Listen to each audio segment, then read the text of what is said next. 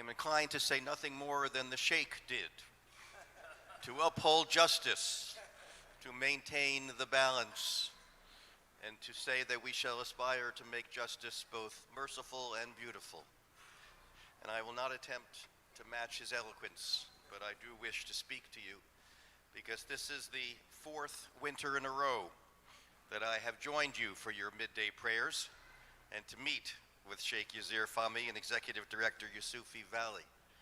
As Yusufi mentioned, this is the first time that I had the blessing of being able to meet with a number of attorneys and a number of leaders of your community, and I leave knowing that I have much to do. I come each year because it is the clearest way that I know to communicate the continued commitment of the judiciary to protect your constitutional rights and the rights of every resident in this Commonwealth, citizen,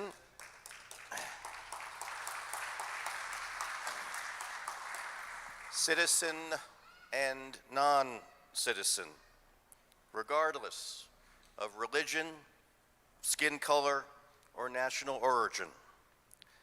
I would like to believe that a time will come when you no longer need to be reassured of that commitment, when you can be confident that the rights of Muslims in this country will be honored and respected by those in power in our nation's capital.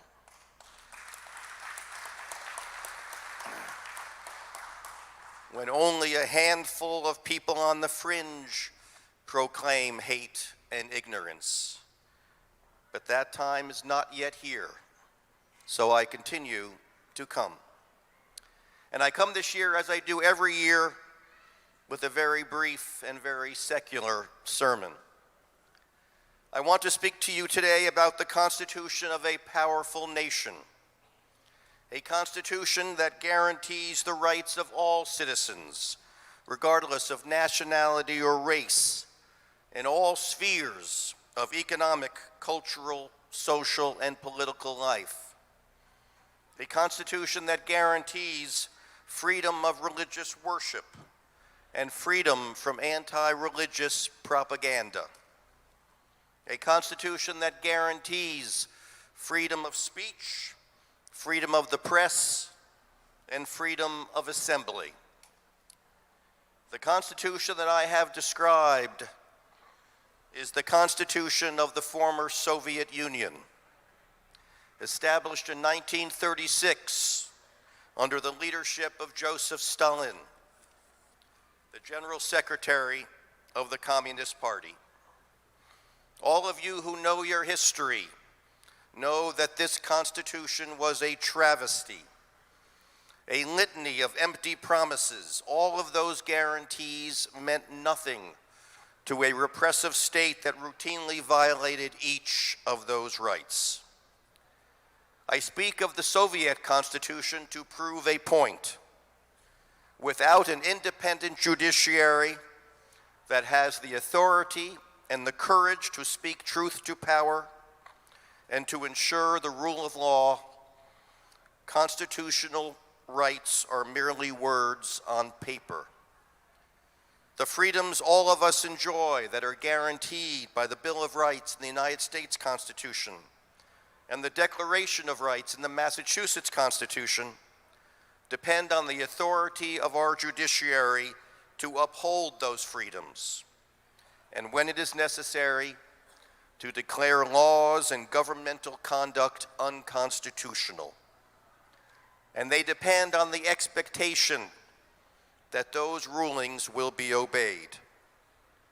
So when you hear those in power attempt to intimidate judges in the hope of influencing their decisions, or seek to remove judges for decisions they do not like, or discuss the possibility of ignoring court orders, what is threatened is not only the independence of the judiciary, what is threatened is the rule of law itself and the rights granted by those laws. And remember also that it means little to have rights and courts committed to enforce them if those whose rights are violated do not step forward and insist that their rights be honored. Legal rights can wither from silence, from inaction, and from fear. If the victims of hate crimes and of unlawful discrimination do not seek justice, there will be no justice. So justice is a goal that we seek together.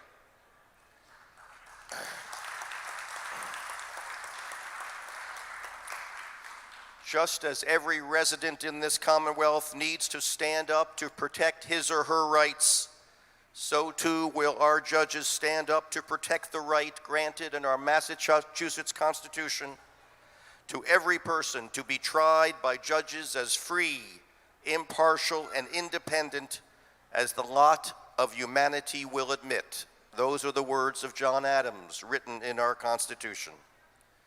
When it comes to the protection of equal justice and constitutional rights, I believe I speak for every judge in invoking the words of the famous civil rights song, "On the road to freedom, we shall not be moved. Just like a tree planted by the water, we shall not be moved." Thank you so much.